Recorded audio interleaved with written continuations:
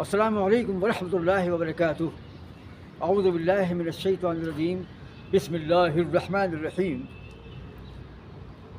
محترم سامعین، آج ہم علماء کی تنخواہوں کے بارے میں، علماء و ائمہ کی تنخواہوں کے بارے میں آپ سے کچھ گفتگو کرنے والے ہیں۔ ائمہ مساجد یا علماء مدارس اسلامیہ پورے ملک میں، چاہے وہ اہل حدیث کے ہوں یا بریلویوں کے ہوں یا دیوبند کے ہوں یا ندوہ کے ہوں یا دیگر مذاہب کے علماء کا مسئلہ ہو، تمام جگہ یہ مسئلہ یکساں ہے، ایک ہی حیثیت کا حامل ہے۔ قوم کو اپنے ائمہ سے، اپنے ائمہ اور اپنے علماء سے کتنی محبت ہے، اور ان کے دل میں علماء و ائمہ کی، اپنے ہادیوں اور مرشدوں کی، اپنے معلموں کی کتنی قدر و قیمت ان کے دل میں ہے، اس کا اندازہ اس بات سے لگ جاتا ہے کہ انہوں نے اپنے اماموں اور اپنے علماء کی جو تنخواہیں مقرر کی ہیں، ان تنخواہوں سے یہ طے ہو جاتا ہے کہ قوم کو اپنے ائمہ و اپنے علماء سے کتنی محبت ہے، یا ان کے دل میں ان کی کتنی قدر و منزلت ہے، قدر و قیمت ہے۔ اگر ان لوگوں نے اپنے علماء و اپنے ائمہ کا خیال رکھا ہوتا اور ان کے دل میں ان کی قدر و قیمت ہوتی، قدر و منزلت ہوتی، تو وہ اپنے علماء و اپنے ائمہ کی تنخواہوں کو اونچے معیار پر رکھتے۔ آج جو معیار بھنگیوں کا ہے، ڈماروں کا ہے، حکومت نے جو پگار بھنگیوں کے لیے طے کی ہے، اس سے بھی کم ہمارے علماء و ائمہ کے تنخواہیں جو ہیں طے کی گئی ہیں۔ مدارس کے علماء کی تنخواہیں اور مساجد کے ائمہ جو ہے امام کی جمع ہے، ہمارے ائمہ مساجد کی تنخواہیں جو ہیں حکومت نے ڈماروں کی اور بھنگیوں کی جو تنخواہیں طے کی ہیں، ان سے کمتر ہمارے علماء کی تنخواہیں ہیں۔ جبکہ یہودیوں اور نصرانیوں نے اپنے پادریوں کی تنخواہوں کو بہت اونچے معیار پر رکھا ہے۔ عیسائیوں کے جو پادری ہوتے ہیں، ان کے پادریوں کی تنخواہیں جو ہیں بڑی اونچی ہوتی ہیں، ان کو فلیٹ ملتے ہیں، ان کو گاڑیاں ملتی ہیں، کاریں ملتی ہیں، بائک ملتی ہے، اور ان کا مقام بہت اونچا ہوتا ہے۔ میں خود BA کرنے کے دور میں پروفیسر میتھیو کے گھر گیا، جو فادر تھے، جو میرے ساتھ BA پارٹ 1 میں برلا کالج میں پڑھتے تھے، تو ان کے فلیٹ میں گیا۔ اس کے بعد میتھڈسٹ چرچ کے فلیٹ میں گیا میں، اور ایک اور پادری کے فلیٹ میں گیا، اور وہاں جا کر اس کی زندگی کا معیار دیکھا۔ ایک عظیم کمپلیکس میں، ایک بڑے فلیٹ میں وہ رہتا تھا، اور باقاعدہ کار کا نصب تھا، اور بائک بھی اس کے پاس تھی۔ تو یعنی یہودیوں نے اور عیسائیوں نے اپنے علماء اور اپنے ائمہ کا مقام سمجھا ہے،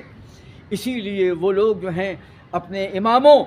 اور اپنے پادریوں کی تنخواہوں کے بہت اونچے لیول پر رکھتے ہیں۔ لیکن کنتم خیر امہ، تم بہترین امت ہو، اخرجت للناس، جس کو اللہ نے لوگوں کے لیے پیدا کیا ہے۔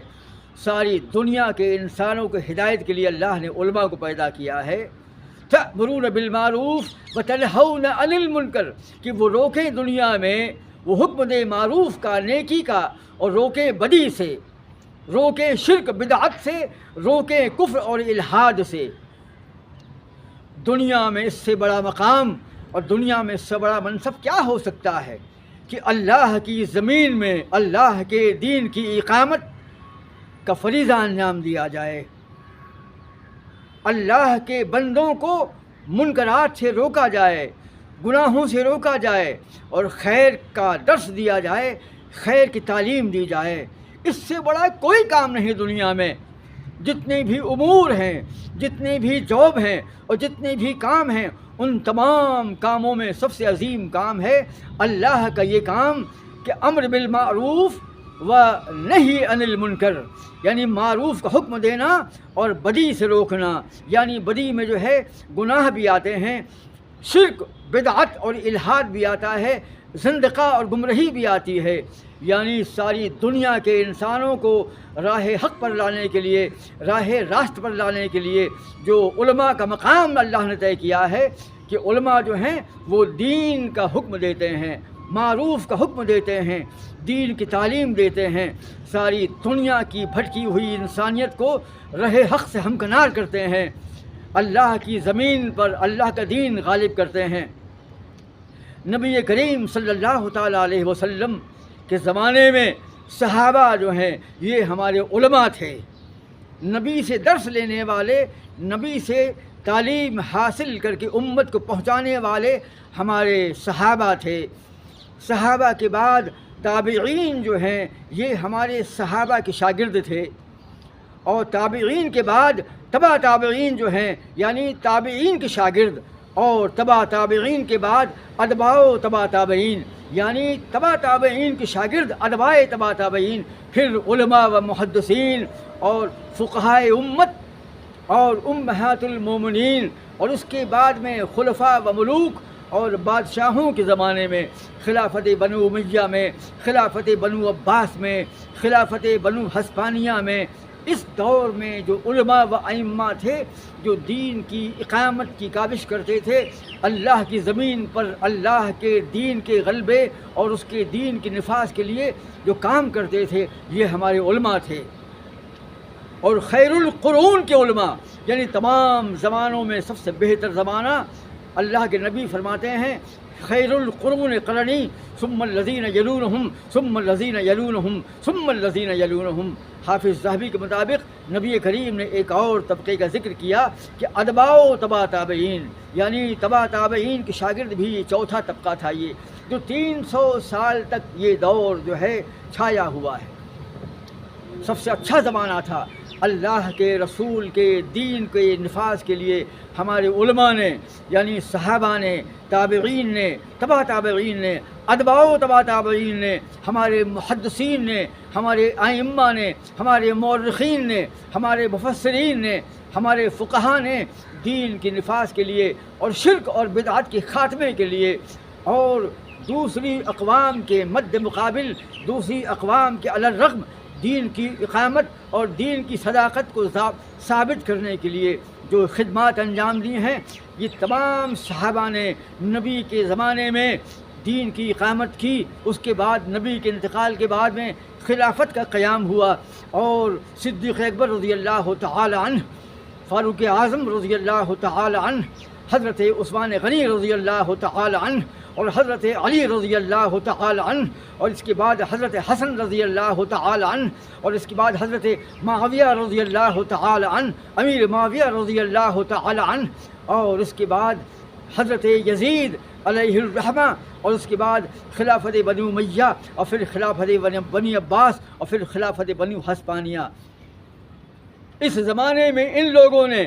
اللہ کے دین کے نفاذ کے لیے خون سے ہولی کھیلی، اپنا خون بہایا، اور ائمہ بدعت اور ائمہ کفر اور الحاد سے مقابلہ کیا، دین کے لیے مناظرہ کیا، دین کے لیے مجادلہ کیا، اللہ کے نبی کے قرآن عظیم کو، اللہ کے قرآن عظیم کو مؤلف اور مہذب کیا، اس کو مدون کیا، یعنی قرآن عظیم کی تدوین کی، اللہ کے رسولوں کی حدیث کی اشاعت کی، اللہ کے رسول کی کتاب و حدیثوں کو جو ہے جمع کیا، کتب حدیث مؤلف ہوئیں، اور ان حدیثوں کی اقامت کے لیے فن اسماء الرجال جو ہے وجود میں آیا، اور پھر باطل فرقوں سے مقابلہ کرنے کے لیے، باطل فرقوں کے علی الرغم ہمارے صحابہ نے، تابعین نے، تبع تابعین نے، اتباع تبع تابعین نے، ہمارے ائمۃ المسلمین نے، امہات المومنین نے، ہمارے علماء و فقہاء و محدثین نے، ہمارے مفسرین نے، ہمارے مورخین نے دین کے غلبے اور نفاذ کے لیے، دین کی حفاظت و صیانت کے لیے رات اور دن کام کیا، اور دیگر مذاہب کی الغار سے ان کے مد مقابل مناظرے کر کے اور مجادلہ کر کے اسلام کی حقانیت کو ثابت کیا، اور آج جو دین ہمارے ہاتھوں میں ہے یہ دین انہی علماء کی کاوشوں کا مرہون منت ہے۔ اگر یہ علماء نہ ہوتے تو اللہ کا یہ دین ساری دنیا میں اللہ کے بندوں تک جو ہے آیا نہ ہوتا، اور ساری دنیا میں یہ کار خیر جو ہے نافذ نہ ہوا ہوتا، یہ دین اسلام جو ہے اس کا نفاذ نہ ہوا ہوتا۔ تو ان علماء ہی نے یہ اس دین کو غالب کیا ہے۔ اللہ نے ان علماء کو دین کی خدمت کے لیے، دین کی حفاظت و صیانت کے لیے، اور دین کی استقامت کے لیے، دین کے نفاذ کے لیے، دین کے اجرا کے لیے منتخب کیا۔ یہ اللہ کا نظم تھا۔ اسی لیے اللہ کے نبی کریم نے اپنے مبلغین کو، اپنے دعات کو، یعنی اپنے داعیوں کو جب کبھی روانہ کرتے تو ان کی معاشی کفالت، ان کی پوری ذمہ داری کا انتظام کر دیا کرتے۔ کسی بھی صحابی کو جو ہے غربت کا احساس نہ ہوتا۔ دور دراز ملکوں میں جو دعات اور مبلغین جاتے ان کے لیے اللہ کے رسول نے باقاعدہ دن طے کر دیے تھے کہ آج بکری ذبح ہوگی تو سر ان کو ملے گا، اور دست ان کو ملے گی، پھوٹ ان کو ملے گی، پائے ان کو ملیں گے۔ نبی کریم نے گوشت کی تقسیم بھی کر دی تھی، اللہ کے رسول نے وظیفے طے کر دیے تھے۔ پھر خلفائے راشدین نے علماء و ائمہ کی معاشی ذمہ داری اور معاشی کفالت جو ہے اپنی ذمہ لی۔ اس کے بعد جب خلافت صدیق اکبر، خلافت فاروق اعظم، خلافت حضرت عثمان، اور خلافت حضرت علی، اور خلافت حضرت حسن، اور خلافت حضرت امیر معاویہ، پھر خلافت بنو امیہ، اور پھر خلافت بنو عباس، اور پھر خلافت حسپانیہ، ان تمام خلافتوں میں علماء و ائمہ کی معاشی ذمہ داری، ان کی معاشی کفالت جو ہے حکومت کے لیے پاس ہوا کرتی تھی۔ پھر وہ دور بھی آیا کہ بڑے بڑے بادشاہوں نے بڑے بڑے مدارس قائم کیے۔ ان مدارس میں علماء و ائمہ کی تنخواہوں کا پورا نظم و ضبط تھا،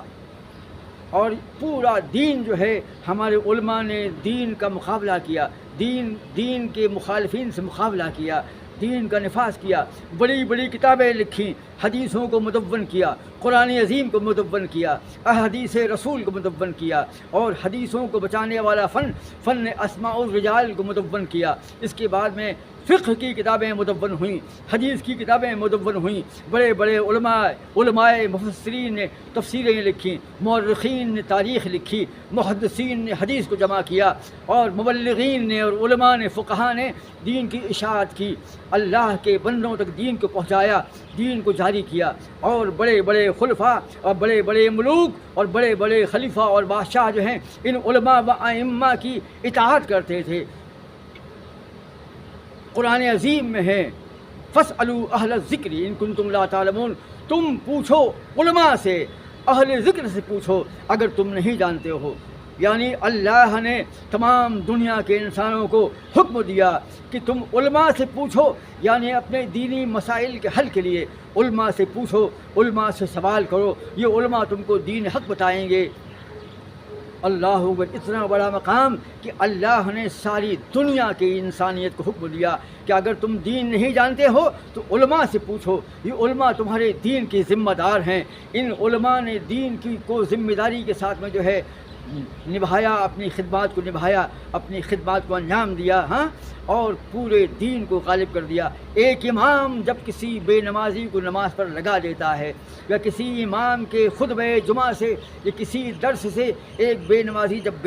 نمازی بن جاتا ہے، دیندار بن جاتا ہے، تو اس کا پورا خاندان دیندار بن جاتا ہے۔ پورا خاندان جو ہے دیندار بننے کے بعد میں اس کی تمام پشتیں اور تمام نسلیں دیندار بن جاتی ہیں، اور ایک سلسلہ لا متناہی وجود میں آتا ہے، اور ساری دنیا میں قیامت تک کے لیے وہ خاندان اگر باقی رہ گیا تو دینداری کا نفاذ ہوتا ہے، تقوی پرہیزگاری کا نفاذ ہوتا ہے۔ ایک امام کے اس عمل کا کتنا بڑا اجر ہے، ایک امام کی اس خدمت کی کتنی بڑی وہ کوشش ہے، کتنی بڑی کاوش ہے کہ اس نے ایک بے نمازی کو، ایک بے دین کو دیندار بنا دیا، تو ہزاروں اور لاکھوں لوگ اس کے خاندان میں دیندار بن گئے، جنتی بن گئے۔ یعنی جن علماء نے ہم مسلمانوں کے بے نمازیوں کو، بے دینوں کو، بے مشربوں کو دین پر لگا دیا، دینداری پر لگا دیا، حتیٰ کہ ان کا خاندان دیندار بن گیا۔ اور جنتی بن گیا، اور لاکھوں مسلمان دنیا میں جنتی بن گئے آنے والے اسی خاندان کے۔ تو جن علماء نے ہمارے خاندان کی دنیا کو، جنت کو آباد کیا، مرنے کے بعد میں جن علماء کی خدمات نے، جن علماء کے دروس نے، جن علماء کی خطابات نے بے دینوں کو دینداری دی، بے نمازیوں کو نمازی بنا دیا، اور ان کو جنت تک پہنچا دیا، ان کی دنیا کو تم نے تباہ کر دیا۔ قوم نے ان کو 10,000، 15,000، 20,000 دے کر ان کی دنیا کو برباد کر دیا۔ جن علماء نے تمہاری آخرت کو سنوار دیا تھا، جن علماء نے تمہاری قوم کو جنت دلوا دی تھی، جن علماء نے تمہاری قوم کو، تمہارے خاندانوں کو دیندار بنا دیا تھا، اور دینداری کی بنیاد پر نسلیں اور پشتیں جو ہیں دیندار بنتی چلی گئیں، ان لوگوں نے تمہاری جنت کو آباد کر دیا، تمہارے دین کو آباد کر دیا، تمہارے خاندان کو دین پر لگا دیا۔ تم نے ان کو جہنم، تم نے ان کی دنیا کو جہنم بنا دیا۔ قوم نے ان کو 10,000 کے قابل سمجھا۔ کم سے کم حکومت ہندوستان جو بھنگیوں کو جو تنخواہ دیتی ہے، مزدوروں کو جو تنخواہ دیتی ہے، وہ بھی تو 25-30 ہزار کے آس پاس تو تقریباً بنتی ہے۔ آج ہم ٹیچروں کی تنخواہ جو ہے 90,000، 1,70,000 کے آس پاس ہے۔ سن 2012 میں جب میں ریٹائرڈ ہوا تھا ٹیچنگ کے شعبے سے، تو میری تنخواہ جو ہے 47,000 تھی، اور آج میری پینشن جو ہے وہ 38,000 تک پہنچ چکی ہے۔ ہر سال 1,500-2,000 کا اضافہ ہو جاتا ہے۔ تو حکومت ہند جو ہے، ان کی نظروں میں جو ہے، جو ٹیچروں کا مقام ہے، جو ڈی ایڈ ہیں، بی اے بی ایڈ ہیں، ایم اے ایم ایڈ ہیں، ان ٹیچروں کی تنخواہیں نہیں، بلکہ ان کی پینشن جو ہے 40,000 ہے، 50,000 ہے۔ خود میری پینشن جو ہے 38,000 ہے، اور ہر سال 1,500-2,000 کا اضافہ طے ہے۔ تو حکومت ہند سمجھتی ہے کہ ٹیچروں کا مقام کیا ہے، اور عیسائی اور یہودی اپنے پادریوں اور اپنے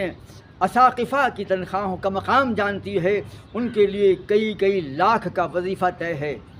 اور حکومت جو ہے جھاڑو مارنے والوں کو جو ہے 30,000، 35,000 دیا کرتی ہے۔ لیکن مسلمانوں نے اپنے علماء اور اپنے ائمہ اور اپنے مولویوں کو اس لائق سمجھا ہے، تم چاہے جہنم میں جاؤ، تمہاری دنیا برباد ہوتی ہے، ہوتی رہے، ہم سے کوئی مطلب نہیں۔ بڑی بڑی مساجد وجود میں آتی ہیں، 1 کروڑ کی زمین کو خریدنے کی طاقت ہے مسلمان قوم کے اندر میں۔ زمین خریدتی ہے 1 کروڑ میں، 2 کروڑ میں، اس کے بعد میں 1 کروڑ میں 50-70 لاکھ میں مسجد تعمیر ہوتی ہے، اور بڑی بڑی پرشکوہ اور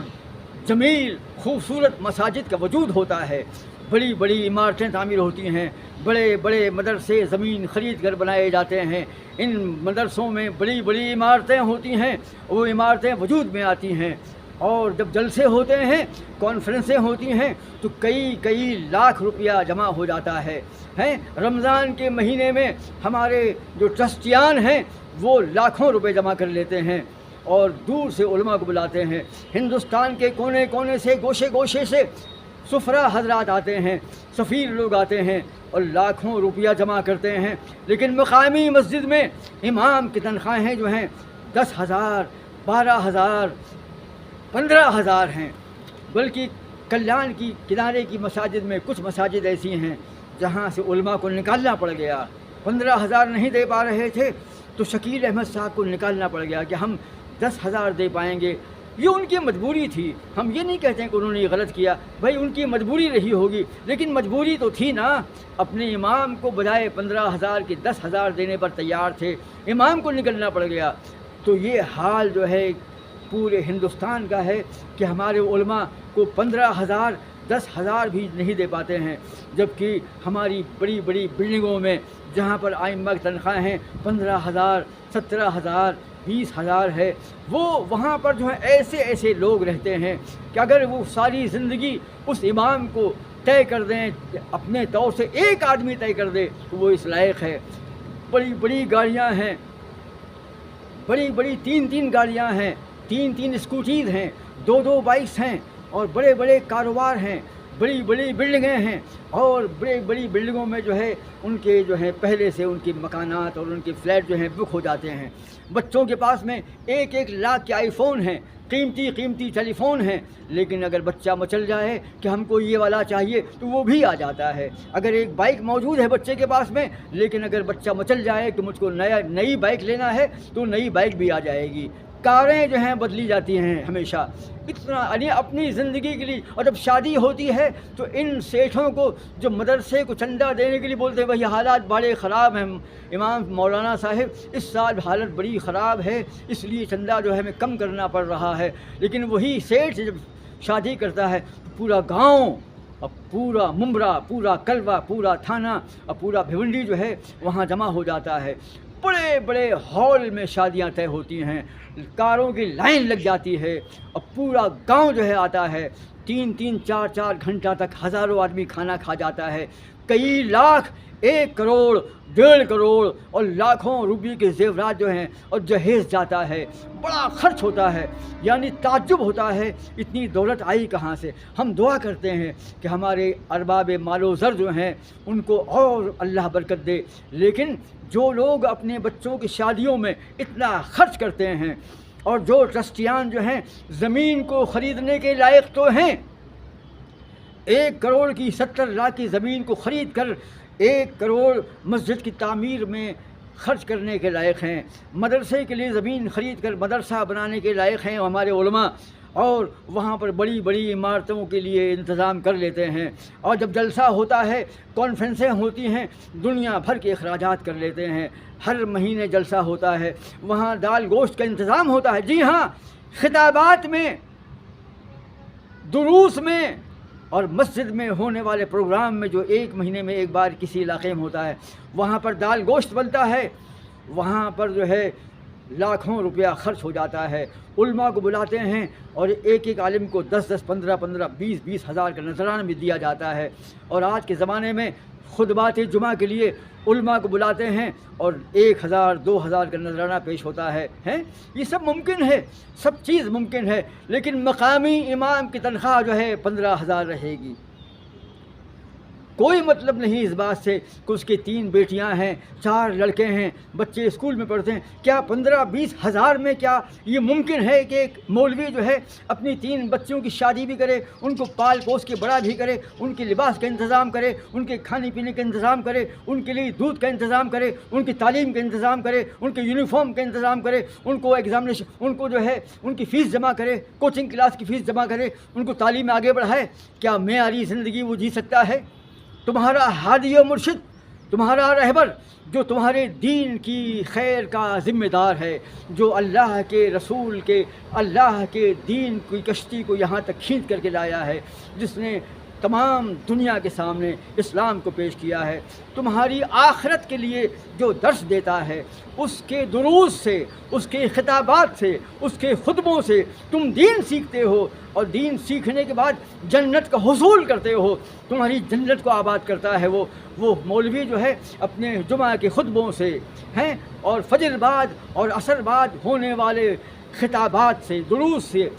تم کو راہ یاب کرتا ہے, تم کو ہدایت یاب کرتا ہے اور تم کو نیک بناتا ہے. تم کو اس لائق بناتا ہے کہ تم نیک بن جاؤ, اور نیک بن کے تمہاری نسلیں اور تمہارے خاندان کے لوگ جو ہیں دیندار بن جائیں, اور دینداری کی بنیاد پر تم کو جنت مل جائے, آخرت میں کامیابی مل جائے. لیکن اور ان علماء نے دین کے لیے مقابلہ کیا, دین کے لیے قتل کیے گئے. انہوں نے 1857 کی لڑائی میں ہندوستان میں ہمارے صرف اہل حدیث علماء نے, بہار میں, بنگال میں 2 لاکھ علماء اہل حدیث نے اپنا خون دیا, اپنی جانیں دیں, ان کو پھانسی پر لٹکا دیا گیا. اور کلکتہ, مرشد آباد میں 1 لاکھ ایک ہی محلے سے, اور پٹنہ, صادق پور, بہار کے علماء, پنڈت جواہر لال نہرو نے 1947 کے بعد میں صادق پور کے ایک محلے میں خطاب کیا تھا اور کہا تھا, علماء صادق پور کے سامنے کہا تھا کہ اے علماء پٹنہ, اے صادق پور کے لوگوں, پٹنہ بہار کے صادق پور, یعنی پٹنہ جس کو پہلے صادق پور کہا جاتا تھا, یہاں کے علماء اہل حدیث نے اور یہاں کے اہل حدیثوں نے ہندوستان کی آزادی کے لیے تحریک آزادی ہندوستان کے لیے جو قربانیاں دی ہیں، اگر ان قربانیوں کو ایک پلے میں رکھا جائے اور دوسرے پلے میں ہندوؤں، سکھوں، مسلمانوں، عیسائیوں کی تمام کی قربانیوں کو رکھا جائے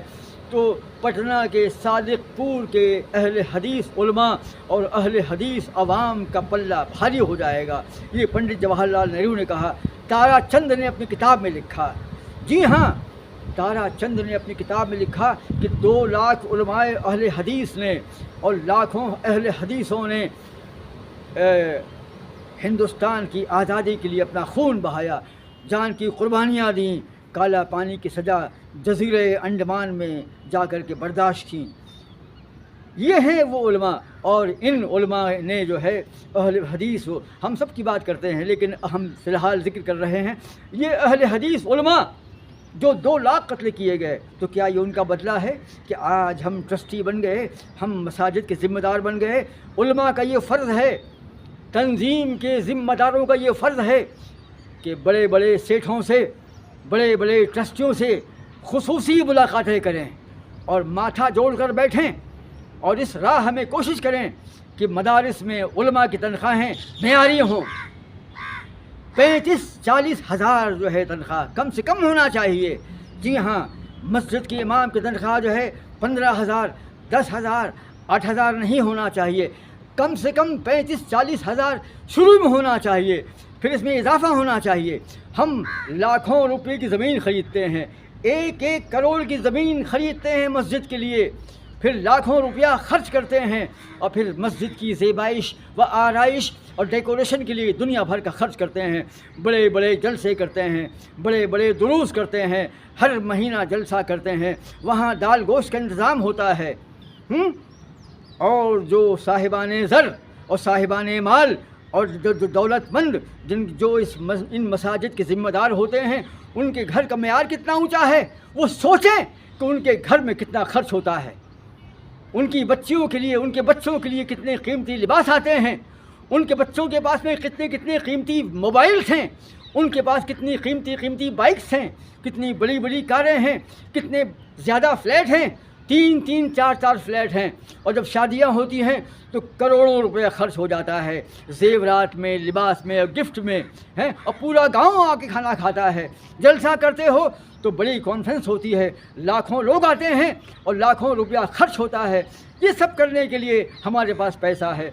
لیکن ائمہ مساجد و علماء مدارس 15,000 میں اپنی دنیا کو جہنم بنا رہے ہیں۔ وہ پائی کو محتاج ہیں، جو طبقہ جو ہے دنیا میں ہادی و مرشد ہیں۔ میں کہتا ہوں علماء کا مقام کس کا مقام ہے؟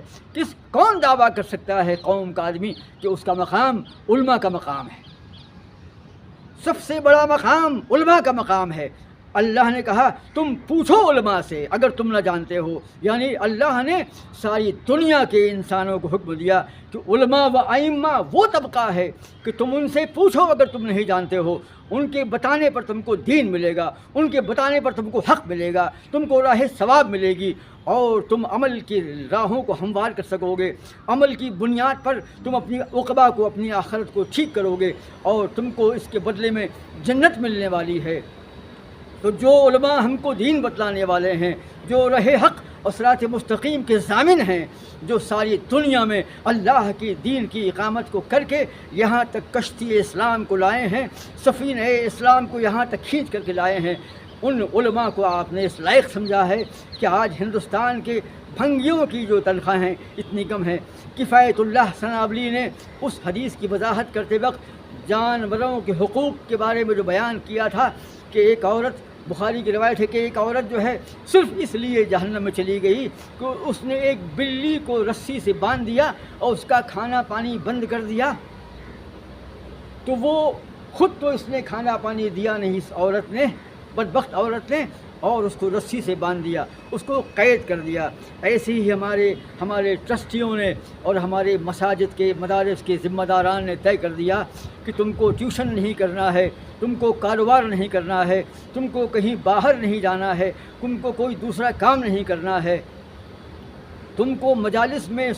یا دروس میں یا پروگرام میں بار بار یہاں وہاں جانا نہیں ہے، آپ کو مسجد میں رہنا ہے، مسجد کا کام کرنا ہے، تنخواہ کتنی ہے؟ 15,000۔ تو مساجد کے ٹرسٹی سوچیں کہ کیا 15,000 کی رقم میں کیا ایک امام اپنے خاندان کی کفالت کر سکتا ہے؟ ان سیٹھوں کو، ان ٹرسٹیوں کو سوچنا چاہیے کہ تمہارے گھر کا کتنا خرچ ہے، تمہارے گھر میں تمہارے بچوں کے لباس، تمہارے بچوں کی ضروریات اور بچوں کی ایجوکیشن میں کتنا خرچ ہوتا ہے۔ لاکھوں روپیہ مہینے کا خرچ ہوتا ہے، 3 لیٹر دودھ آتا ہے ہیں، اور آج کے زمانے میں 2,500 اگر 1 لیٹر آپ لوگ دودھ لیں گے تو 2,500 خالی دودھ کا ہوتا ہے۔ پھر موبائل میں خرچ جو ہوتا ہے، پھر گاڑی کے پیٹرول میں جو خرچ ہوتا ہے ہیں، پھر بچوں کے موبائلز میں، ان کی کوچنگ میں، ان کی اسکول کی فیس میں، ان کے ٹیوشنز کے اندر میں جو خرچ ہوتا ہے، پھر ان کی تعلیم کے لیے جو خرچ ہوتا ہے وہ لاکھوں روپیہ ہوتا ہے ہیں۔ اتنا خرچ اپنے یہ سوچنا چاہیے ان ٹرسٹیوں کو، مساجد کے ذمہ داروں کو، مدارس کے ذمہ داروں کو سوچنا چاہیے کہ خود ان کا خرچ کتنا ہے۔ لاکھوں روپیہ تمہارا خرچ ہوتا ہے مہینے میں، تم یہ کیسے گمان کرتے ہو کہ 15,000 20,000 میں امام جو ہے اپنا گھر چلا سکتا ہے؟ پائی کو ترستے ہیں وہ لوگ، ان کی بچیاں جو ہیں گھٹیا کپڑے پہنتی ہیں، موٹا چاول کھاتی ہیں، راشن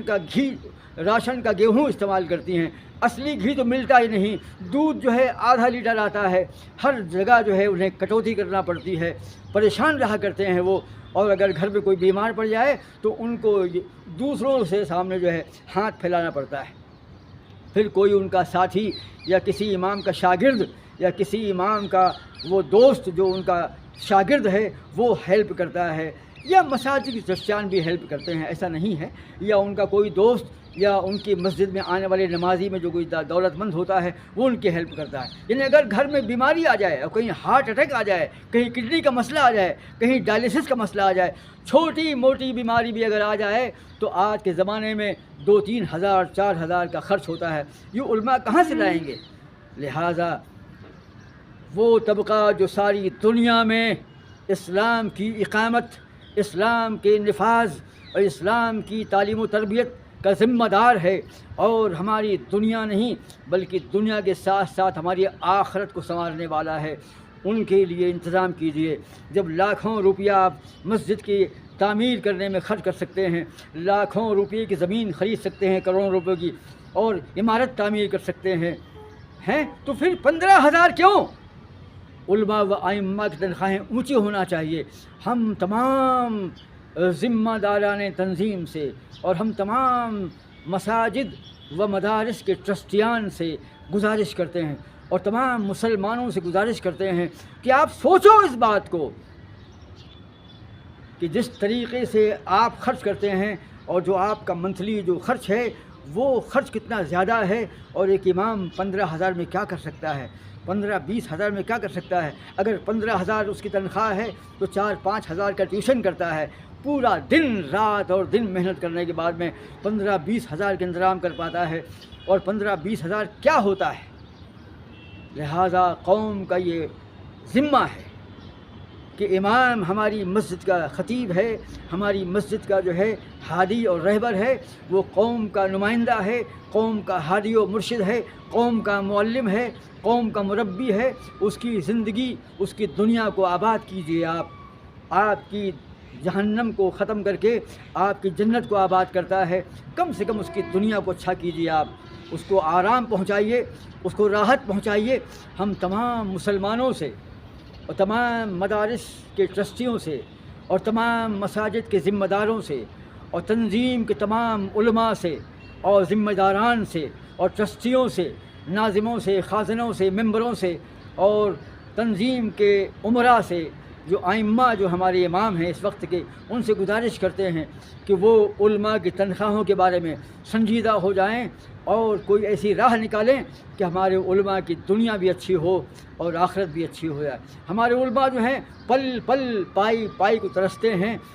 اتنی پریشانیاں جھیلتے ہیں، ہم جانتے ہیں۔ میں جب علماء کے گھر جاتا ہوں تو اب مجھے یہ بات بولنا نہیں چاہیے، تو بیچارے ان کے گھر کا معیار کھانے کا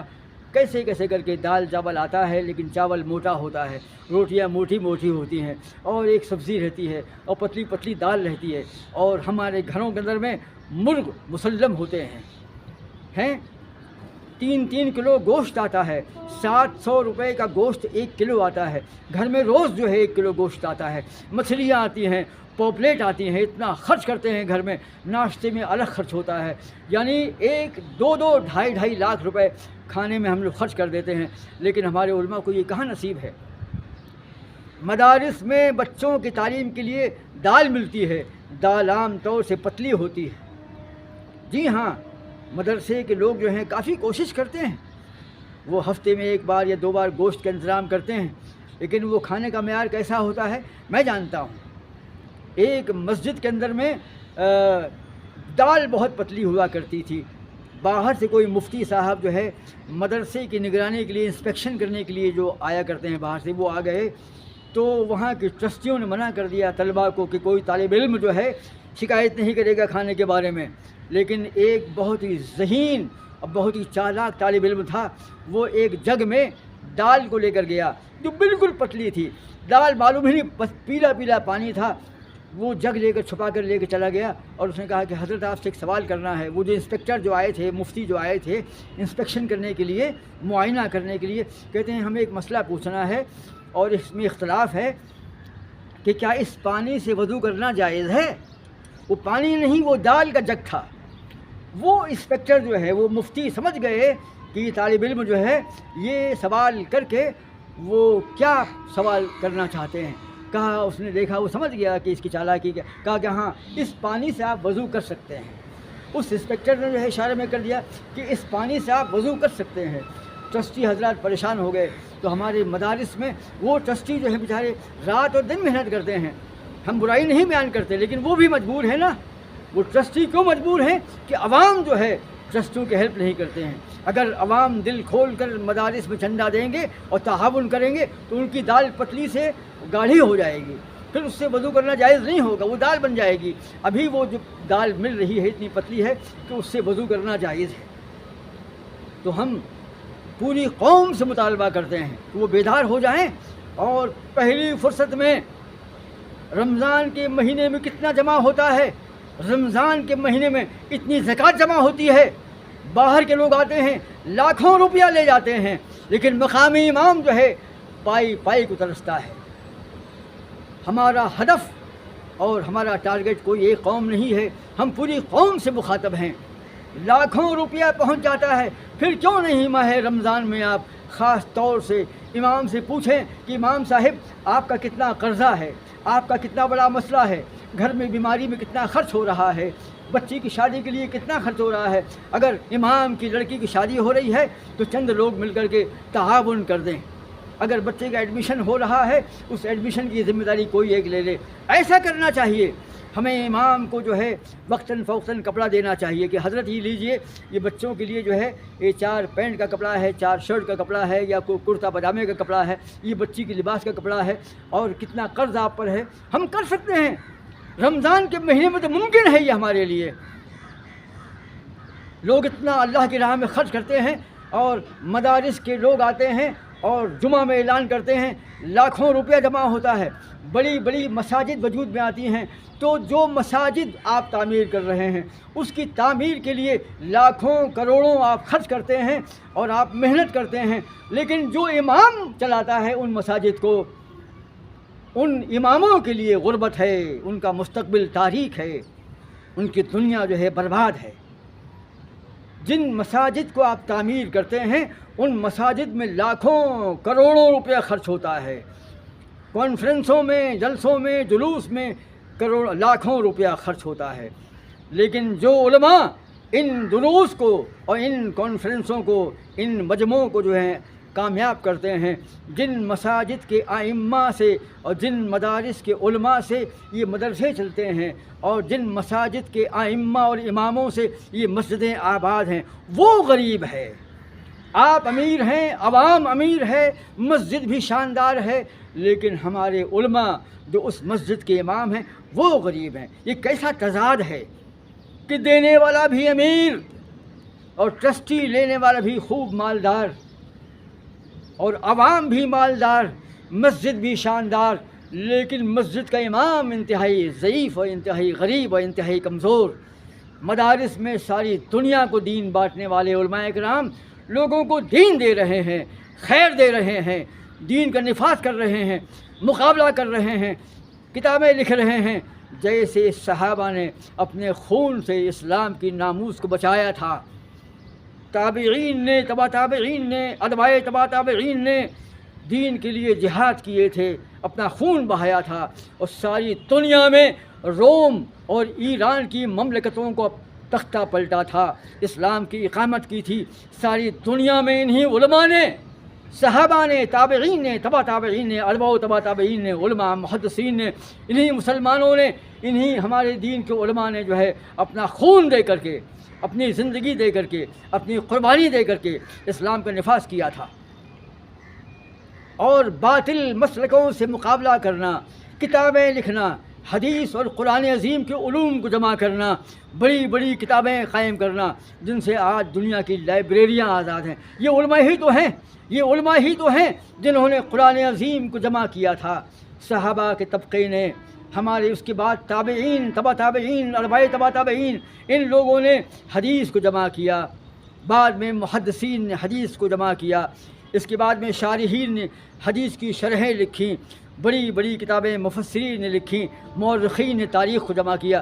پوری خدمات دین کی اور دین کی سیفٹی اور دین کی حفاظت کا پورا ذمہ ان علماء نے لیا۔ لیکن انہی علماء کو جو ہے تم نے ضعیف کر دیا، انہی علماء کو تم نے غریب بنا لیا، کمزور بنا لیا۔ یہ کیسا تضاد ہے، یہ کیسا بحران ہے، یہ کیسی سمجھداری ہے کہ جو علماء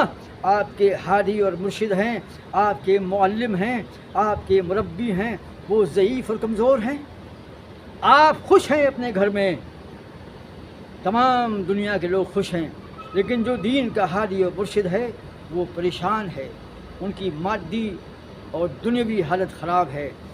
تو کم سے کم جن علماء کے طبقے نے، جن ائمہ کے طبقے نے آپ کی جہنم کو ختم کر کے آپ کی جنت کو آباد کر دیا ہے، آپ کو جنتی بنا دیا ہے، کم سے کم ان علماء کی دنیا کو آپ جہنم نہ بنائیے، ان کو جہنم میں تبدیل نہ کیجیے، انہیں خوش کیجیے۔ میں کہتا ہوں کہ ہماری بربادی اور ہماری، اگر ہم علماء کو خوش کریں گے اللہ تعالیٰ خوش ہوگا، کیونکہ یہ علماء جو ہیں اللہ کے مہمان ہیں، یہ علماء جو ہیں اللہ کے دین کے خادم ہیں۔ اللہ کو کتنا غصہ آتا ہوگا کہ جو اس کے دین کے محافظ ہیں، جو دین کے خادم ہیں، جو خود تمہارے معلم اور ہادی ہیں، وہ اتنے پریشان ہیں، اور تم اتنا خوش کیسے ہو بھائی؟ اتنا مال و زر سب کچھ تمہارے پاس ہے، اگر نہیں ہے تو بس امام کو دینے کے لیے 40,000 نہیں ہیں، 35,000 نہیں ہیں، اس کی تنخواہیں 15,000 ہیں، بس وہی رہیں گی۔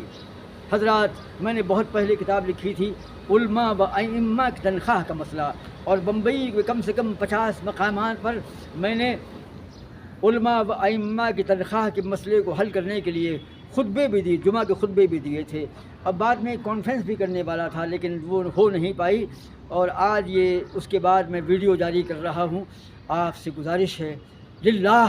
اللہ کے واسطے تدبر کیجئے، تفکر کیجئے، غور کیجئے، اور ہمارے علماء کی دنیا کو ٹھیک کیجئے، اور اللہ سے دعا کیجئے کہ ہم اپنے علماء کی خدمت کرنے کے لائق بن سکیں۔ ہم تمام ناظرین سے، شاہدین سے گزارش کرتے ہیں کہ وہ ہمارے اس ویڈیو کو سبسکرائب کریں